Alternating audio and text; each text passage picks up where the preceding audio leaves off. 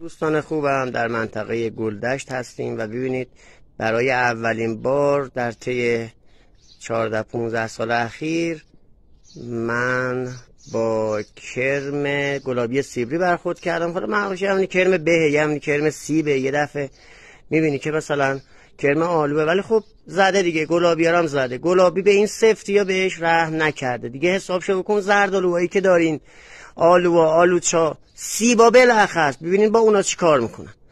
یه مورد دیگه دوستان، زیاد سم پاشی نکنید. ببینید این آثار سم زیادی است که به درخت پاشیده شده رو آلوچه ها و اینجور مولاشون کرده و از بین میرن و میریزن. حتما در سم پاشی ها مقدار دوز سم را رعایت کنید. اگه 2 تا سم میخواین با هم مخلوط کنین، اگه قراره 20 سی سی از یه دونه سم بریزین، اگر قرار شد 2 تا سم مخلوط کنید، یکی 10 سی سی از هر کدوم بریزید.